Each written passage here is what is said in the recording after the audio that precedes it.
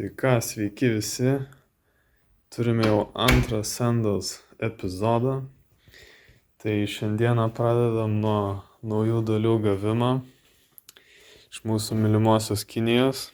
Tai gavom trumpos eigos gazo rankeną, kadangi senoji yra biškį aplūžus. Jin čia su nauju trosu atėjo normaliu, o ne tuo, kur išsiskiečia 1:2, kur teplo pompa jungės. Nauji gripsai ir sankabos rankena nauja, nes toj parodysiu, kaip senoji atrodo. Ir dar Angel Ice'as, nes Senda bus neišskirtinė, turės Angel Ice'us. Tai rankeną teko pirkti, nes kažkokie žmonės su ypatingais gebėjimais sugebėjo va čia, kur įsisuka troso reguliavimo varžtas, visiškai išdročint tą vietą. Tai va taip galima čia visaip malt, sriegio nėra, mėsos irgi nėra, kad prasriegt. Tai automatiškai sankaba neveikia normaliai, nebent įremi tą varžtą ten, bet čia absurdas yra. Nes jeigu čia įkišam, tai va, jinai absoliučiai neveikia. Tai kaip ir sakiau, reikės taisyti laidyną, uždėti naujas dalis. Dar prie to pačio, ko praeitam epizode nerodžiau, tai yra jau padarytas numerių ir lempos laikiklis. Čia iš aliumo gabalo išlinkiau. Turėtų būti gerai visai, nes prieš tai, kaip matėt, absoliučiai nieko nebuvo. Tai su dabartinė rankena yra tokia problema, jog vėlgi šūdarankis pametė dangtelį. Čia dar trosas nevaikšto kaip turėtų. Ten vat, už tokio plastiko turėtų eiti lenktai, jis eina tiesiai ir neatšoka tas gazas pilnai. Tai nežinau, ar čia rankenai bėda, ar čia trose problema. Nes čia vat yra tas splitteris, jie niekada normaliai neveikia iš tikrųjų. Tai čia problema gal abiejų dalykų. Tai su nauja rankena aš tikiuosi išsispręs šitą nesąmonę ir gazas veiks idealiai. Tai dabar reikia išsiimti senąjį gazo trosą iš karbo, bandyti dėti naują, uždėti rankeną ir žiūrėti, kaip veiks. Tai jau dabar nusimsim karbo dangtį, troso dangtelį, kaip jis čia vadinas. Čia visas tas splitteris su trosu ant įtampos, tai gal dėl to ir nevaikšto irgi normaliai. Tai dabar išsitrauksim seną trosą iš mechanizmo ir bandysim įdėti naują ir žiūrėsim, kaip jis čia veikia. Ar tiks, ar netiks.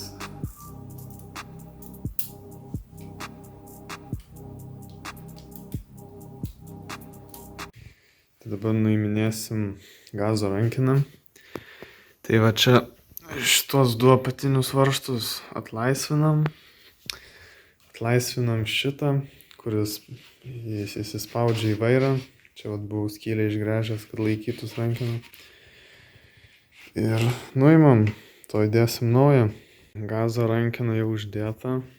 Nefilmavau, kaip čia viską surinkau, bet vaikšto viskas.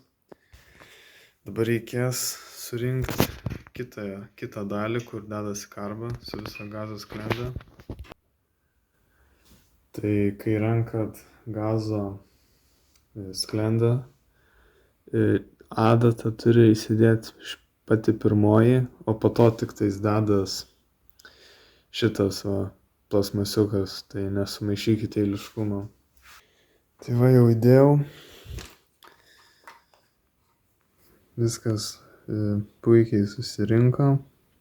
Dabar pratestavau biškį, tai vaikšto idealiai, bet pažiūrėsim, kaip bus, kai įsuksim.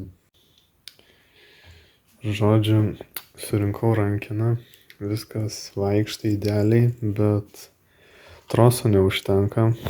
Tai su tais visais adjustmentais ant karbo ir čia pilnai įsukus, vis tiek neužtenka troso, tai teko biškį troso šerdį išpjaustyti, aplankstyti.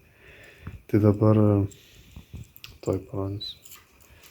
O dabar, kai čia šitas pilnai užsimauna, čia atsiranda troso daugiau.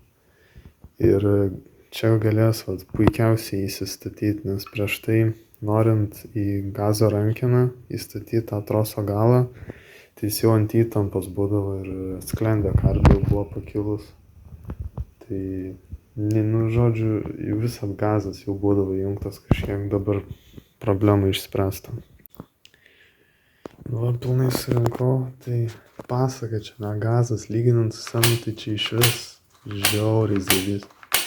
O, kai gerai vaikšto. Tai dabar reikės šitą sankabos rankeną visą kažkaip prikonstruoti, kad veiktų normaliai.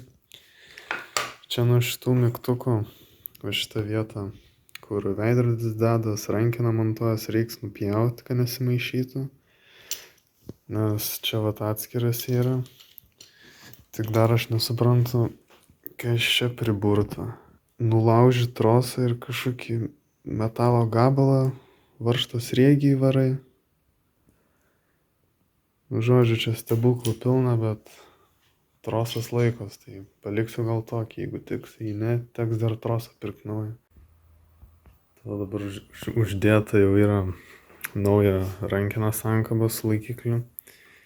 Tai sankaba idealiai veikia, ko prieš tai to nebuvo, jinai neveikia idealiai, neatšokdavo pilnai, dabar pilnai atšoksta. Aišku, buvo čia irgi tų niuansų. Čia jeigu matot, šaibą reikėjo įstatyti. Rankeną tokia klibanti buvo, bet dabar nekliba. Tada trosą čia dar ant pačios ribos reguliavimo yra jisai. Ir dar reikėjo šitą sankabos liežuvėlį sureguliuoti, nes prieš tai buvo išreguliuotas ir nevaikščiojo sankaba. Įsidėjau dabar mygtukus, spaustuvus. Tai dabar su geležies pjūkliuku bandysiu nupjauti šitą visą dalį, kur rankena tvirtinos, nes nebereikia jau jos. Dabar reikia pakeisti spidometro reduktorių.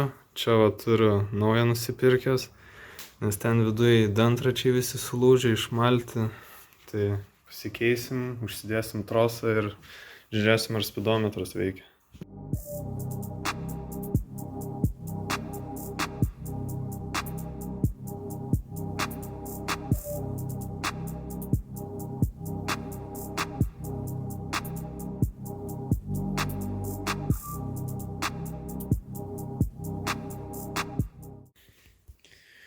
Tai kaip matot, yra jau uždėtas spidometras ir trosas pajungtas, viską.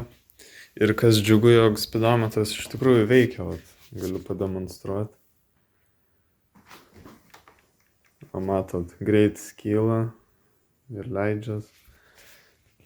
Tai baigiau aiškinti su laidynu. Šitas geltonas laidas yra atsakingas už pamirksėjimą, žodžiu, kad pamirksėt su lempom. Tai man jo nereikia, tai aš jį izoliuoju ir palieku nukirptą. Visos kitos fiškės, kaip ir aišku, jau pilnai. Čia, kaip ir sakiau, praeitą kartą spidometras kišas, čia mygtukai. Čia iš spynelės ateina į babiną, kad užgesint, kibirkštį išjungti. Šitas yra tiem, kurie turi spidometrą su apsukom. Šitie visi geltoni maži posūkiam, violetiniai tokie pat irgi posūkiam, rožiniai posūkiam. Ir šitie 3 į lempą. Reiks pažiūrėti, ar veikia trumpos ilgos. Baigt suvyniot čia tą laidyną, aišku, aš to nefilmuosiu, čia nėra nei ką žiūrėti, nei čia įdomu. Uždėt lempą, sparną galbūt priekinį uždėt ir toliau ruošti techui.